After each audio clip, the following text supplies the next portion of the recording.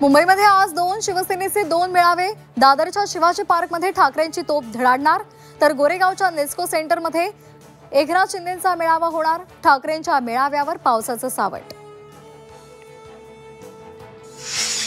बीडच्या सावरगावात पंकजा मुंडेंचा दसरा मेळावा। भाऊ धनंजय मुंडेंसह ओबीसी नेते लक्ष्मण हाके मेळाव्याला उपस्थित राहणार।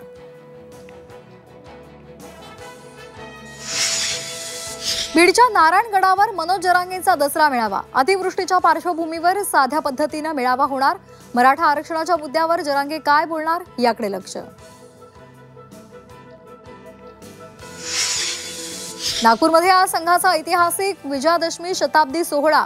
सरसंघचालक मोहन भागवत यांच्या हस्ते शस्त्रपूजनानं सोहळ्याला सुरुवात। मुख्यमंत्री देवेंद्र फडणवीसांसह केंद्रीय मंत्री नितीन गडकरी यांची उपस्थिती।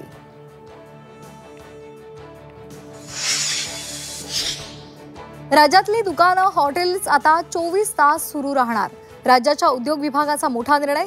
देशी बार, परमिट बारसह हुक्का पार्लरला परवानगी नाही। महागाई भत्त्यात 3% वाढ करण्याचा केंद्र सरकारचा निर्णय। 49 लाख केंद्रीय कर्मचाऱ्यांना लाभ मिळणार।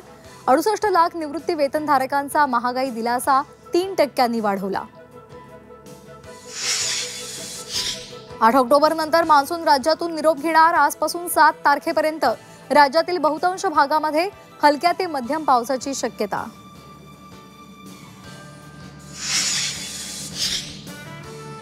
दसऱ्याच्या मुहूर्तावर सोन्याच्या दराचा नवा विक्रम। सोनं 1,21,000च्या वर, तर चांदी 1,51,000 रुपये किलो।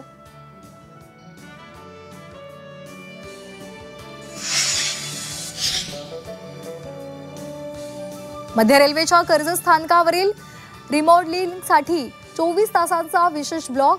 12 ऑक्टोबरला मुंबई पुणे दरम्यानची रेल्वे सेवा बंद राहणार।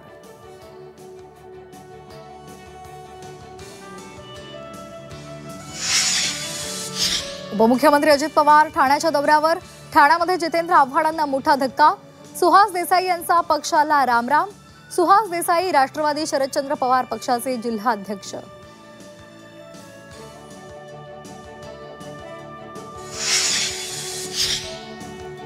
ठाणे महापालिका मुख्यालयामध्ये एसीबीचा छापा। अतिक्रमण नियंत्रण विभागाचे उपायुक्त शंकर पाटोळे ताब्यात।